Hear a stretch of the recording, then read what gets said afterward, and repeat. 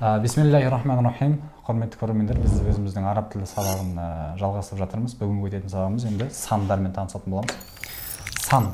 Неге бірден екінші сабақты санға арналдық? Өйткені сан бізге керек болады. Мысалы, базарға, ресторанға, аэропорт немесе басқа жерге барған кезде біз сан керек. Мысалы, маған мынандай нәрсе керек деп санның белгілі бір нәрсені айту үшін.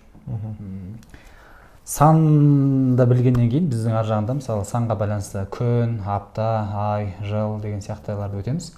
Ал ендеше бастайық сан туралы. Жалпы мынандай сан араб тілінде бірінші тура ағылшын басқа тілдер секілді бірден 10-ға дейін үйреніп алайық.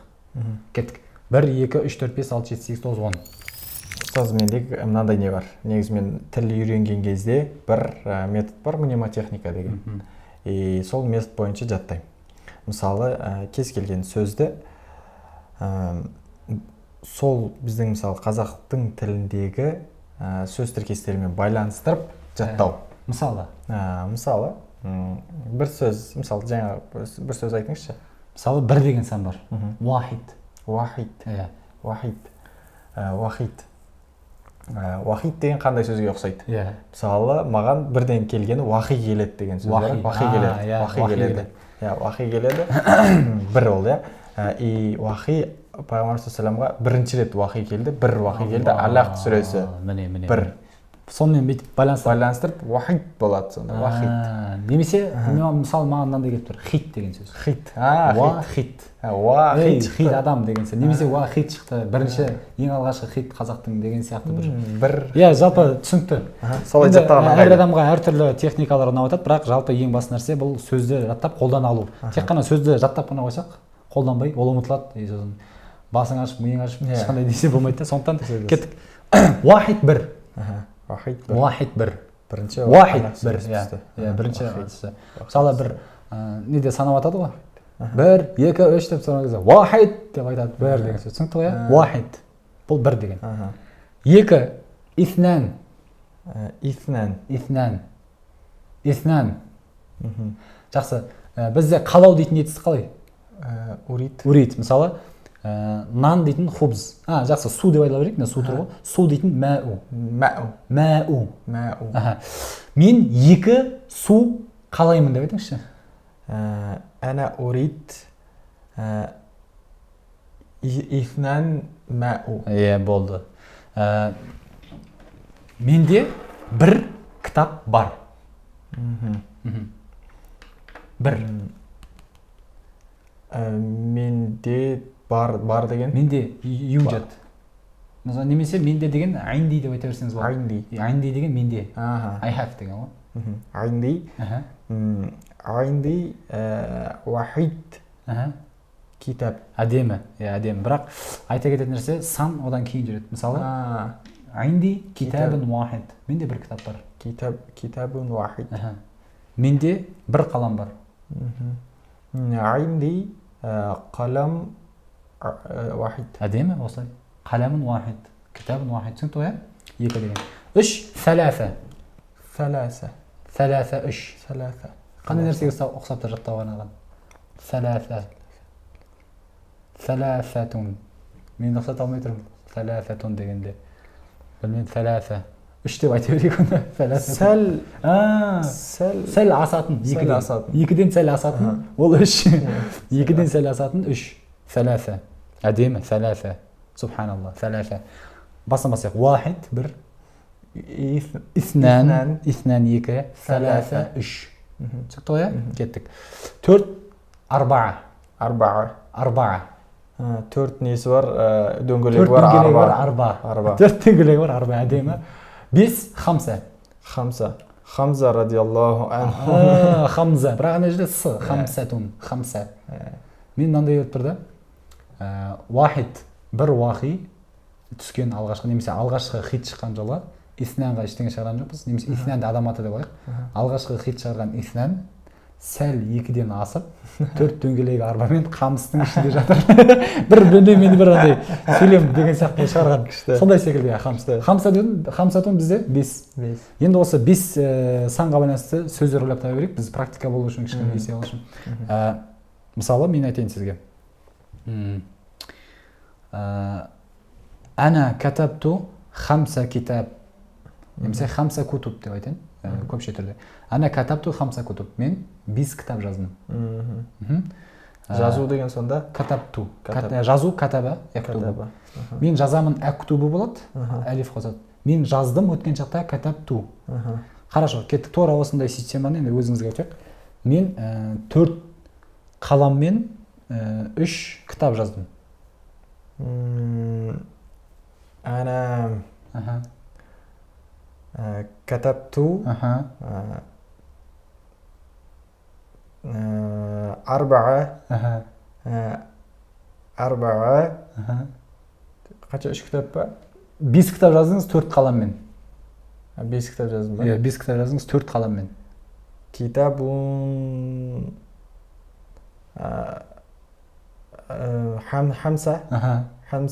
хамса китап болады осы жерде. Хамса китап. Хамса китап 4 қаламмен бірге. Мага арбаа қаламын. Қалам, иә. Кеттік келесі. 6. Ситта. Ситта. Ситта 6.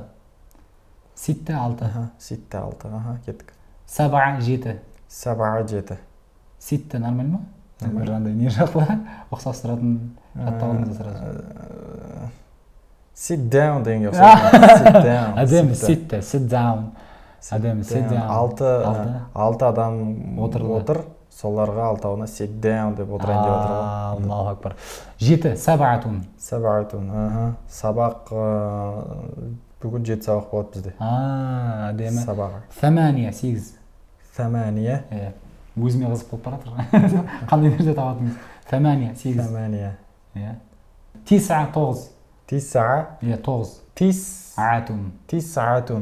9. 9. Тиссот сағат. Тиссот сағаты. Әдемі келеді екен. 9-ды көрсетіп тұр сол. 10. 10. 10. Айтпақшы, мына жерде ешқандай не жазып тұрған жоқ. Сіздер ойлап қалмаңыздар, мына жерден оқып отыр екен. Мына жерде ештеңе жазып тұрған жоқ. Ойлаған кезде төменге қарап ойланады. Реалды болсын, жауып тастайық, иә? Жауып тастайық. Ата ойлап қалар, сценариймен істеп отыр деп астағфирулла. Жақсы, сан түсінікті ғой. Енді осы сандарды қолдану арқылы былай сөйлемдер құрастыра берейік. Енді сіз араб тілін енді басып үйреніп жатқаннан кейін ең алдымен айтылатын нәрсе перфекционизмнен алыс болу керек та. Ровно айтамын, барлығын қалай тұр, тілде солай айтамын деп жоқ. Кәдімгі сөзді құрастырып бетпе шығара берсеңіз түсінікті болады адамға. Қателесуге мүмкіндік бар ғой. Әрине. Мысалы, сіздің алдыңызға бір ағылшын адамы келіп қазақша бір қателесіп тұрса, мынау дейді түсінбедім кет деп қойып жібермейсіз ғой мысалы. Тура сол секілді араб тілінде де жаңағыдай сөздер қосқан кезде қателер болады, бірақ ең басты нәрсе түсінікті. Түсінікті ғой, кеттік ал. Алдыңғы сабақта үйренген сөздеріміз бар, сонымен қатар бүгінгі үйренген сандарымыз да соның барлығын қосып бір сөйлемдер шығарып қолдана берейік. Мысалы, алыс деген сөз бар. Алыс. Ол бәид. Бәид. Метр, километр ол араб тілінде де қолдана беретін нәрсе. Енді айтыңыз, менің үйім 10 километр алыс. Үй деген бәйт. Енді бір араб тілінде мынандай ереже бар. Бір алдыңғы сабақта айтып кеттік. Бір нәрсені менікі деп айту үшін яй қолданамыз да. Мысалы, китап, менің кітабым болса, китаби. Қалам, менің қаламым, қалами. Тура сол секілді бәйт үй. Менің үйім, бәйти. Менің үйім 10 километр алыс. Бәйти. Бағит дедіңіз бе? Бағит. Бағит. Әш. 10 деген. 10 деген. Ашара. 10 километр. Әдемі. Бәйти бағит 10 километр. Әдемі. Керемет. Perfect. Былай айтайық. Күн деген яум. Күн деген яум. Оны күндіз деген мағынада қолданады, бірақ яум дейтін күн. Былай айтайық. Апта дейтін усбуа. Бір аптада 7 күн деп айтыңыз. Апта усбуа. Апта усбуа, иә. Вахид усбуа. 7 деген бізде сабаға. Сабаға Йом. Аллаху акбар, әдемі. Бірақ енді ереже бойынша негізі яум емес, айям деп айту керек көпше түрінде, бірақ болады. Егер сіздер перфекционист болсаңыздар, сонымен қатар тіл үйреніп жатсаңыздар, сабағата айям болады, дұрысы. Дұрысы негізі сабағата айям болады. Сондықтан бір сөз үйренген кезде міндетті түрде көпше түрмен бірге үйрену керек. Мысалы, яум айямын, қаламын ақламын, китабын кутубын деген сияқты. Сол кезде қиналмайсыз, иә? Дұрыс вариантымен айтыңыз енді. Бір аптада 7 күн бар. Вахид усбу. Керісінше айтады. Усбуун вахид, бір аптада. Усбуун вахид. Сабаға айям. Әдемі. Түсінікті ғой, иә? Осылай қолданылар еді. Келесі сөздерде мысалы, мен 4 кофе, 3 шай, 1 шоколад жеймін. Немесе қалаймын. Кеттік. Шай деген қандай? Шай. Шай. Иә. Маған тек санды есіңізге сақтасаңыз болды. Ана урид. Қанша шай еді? 5. Кофе. 5 шай айта беріңіз. 5 шай. Бізде хамса шай. Шайун ба? Шай. Шай. Ва. Сосын қанша? 4 кофе. Арбаға қахва. Арбаға қахва. Ва. 3 не? шоколад. Саласа шоколад. Шоколад. Араб тілінде шоколад деп айтады. Шоколад. Қалаймын, түсінікті ғой? Санның бары осымен бітті. Енді бұл 1-ден 10-ға дейінгі сандар. Енді 10-нан 100-ге дейін үйренеміз. Кеттік. Ашара 10 дедік. Ашара 10. 20 деген ашараға ун дегенді қоса бересіз. Ун немесе ен дегенді. Сондықтан біріншісінде үйренгеннен кейін ун деп айта береміз. Кеттік. Ашара ун деп қосыңыз. Ашара ун. Айшрун. Иә, айшрун 20. Түсінікті ма? Айшрун 20. Вахид, итнан, саласа ғой. Саласаға, мына саласа 3 болса, 30 деп айтыңыз. Саласун. Көрдіңіз ба? 13 деген сияқты ғой, типа тин мен ти екеуіндегі соңға қосып отыр ғой. Араб тілінде де тура сол секілді ун қоса саламыз. Арбаға 4.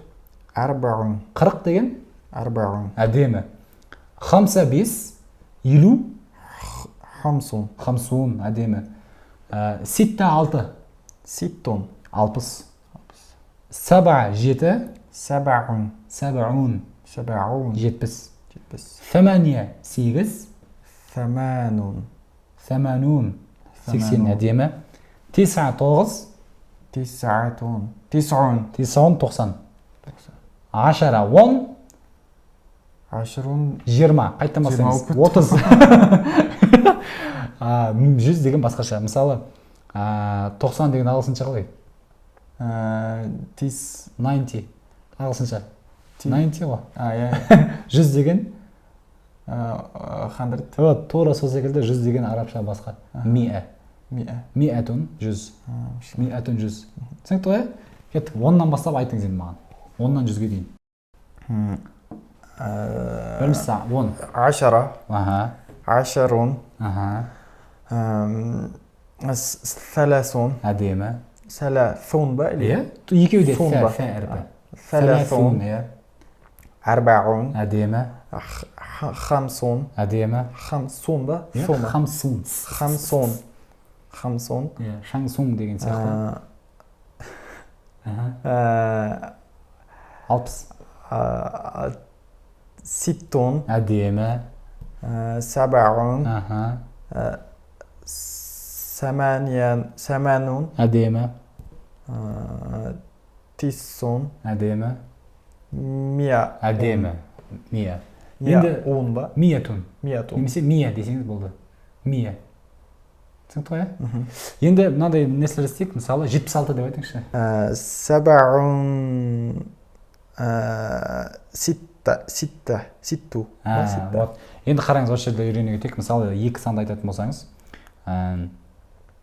араб тілінде 19-ға дейін бірден санмен нелер айтыла береді қасындағысы. Мысалы 11 болса, ашара 10, бір дейтін уахид.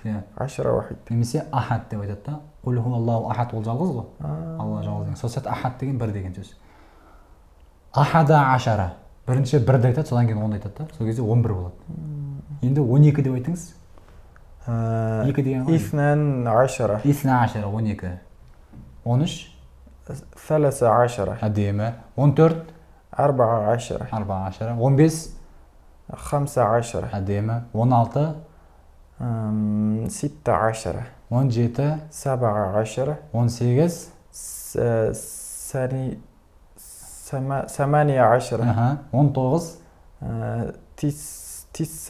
19. әдемі. 20. 20. 20. әдемі. Әдемі. Енді 20-дан кейінгі санға көшетін болсақ, осы жерде бір ерекшелік бар. Ағылшын тілінде де ондай айтады, and қосылады да, мысалы, және деген. Тура сол секілді 21 деп айту үшін уахид уа 20, 21. Ортада міндетті түрде уа деген жүреді. Бұл араб тілінің өзінің ережесі. Уахид уа 20. Бұл сонда уахид уа 20, 21. Кеттік, 22. Ифнан уа 20. әдемі. 23. 23. әдемі. 24. 24. уа 20. әдемі, субханалла. 25. Не үшін 20 болып кетті ол? Ол не ғой? Айнмен негізі айтылуы айнмен айтылады да. Ашара айн. Сосын 20 айнмен айтылады. Мен тек әріпті ғана жөндеп жатырмын. Сіздің негізі жөндеп жатқан жоқпын. Сіз, мен, сіз. 27 ма? Иә. 27. әдемі. 28.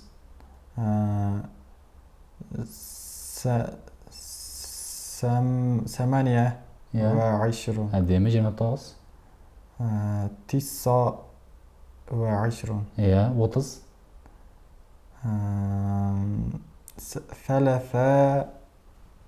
30. әдемі. Түсінікті ғой, бұл санның негізгі теориясы 100-ге дейінгі аралықта. Одан кейін де уа деп айта бересіз. Машалла. Түсінікті ғой? Так. Енді осы сөздердің барлығын құр кетпей, сөйлемдер құрастырайық.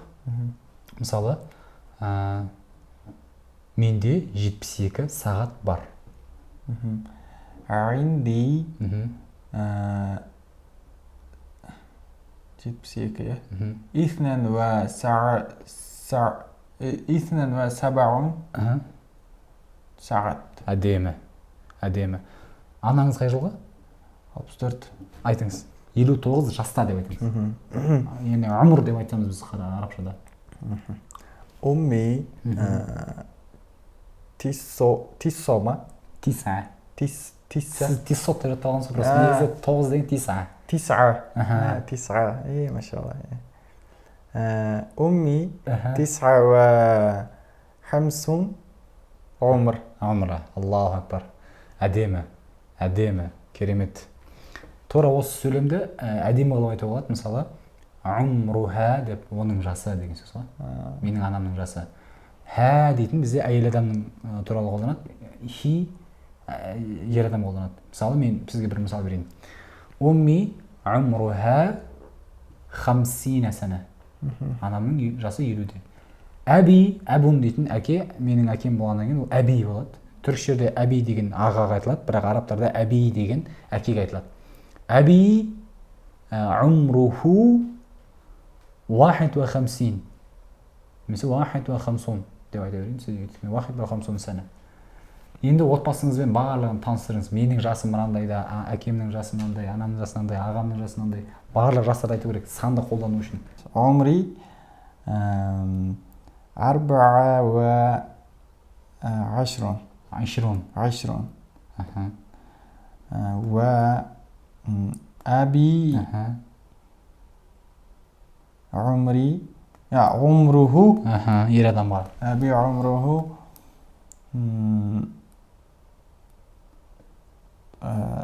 9 و50.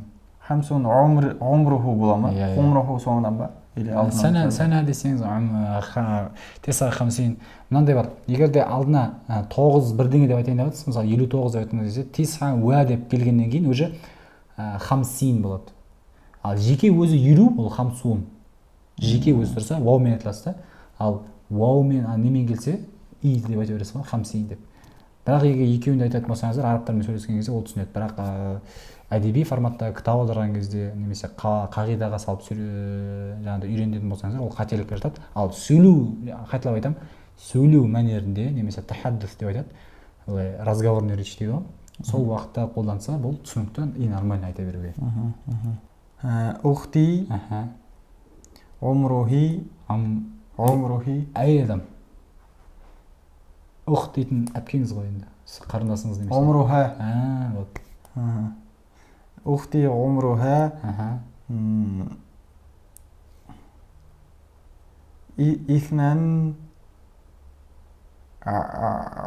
ашрун. Ифнан ашара. Вау бар ма жоқ па? Ифнан ашара. Ифнан ашара. Әдемі. 12-де. Болды. Альхамдулилля, альхамдулилля. Түсінікті ғой жалпы сағанты. Жалпы бүгінгі сабақ осымен тәмам. Алла қаласа келесі сабақта жолыққанша. Рахмет үлкен. Мa'ассалама. Мa'ассалам. Ассаламу алейкум. Иля лиқа.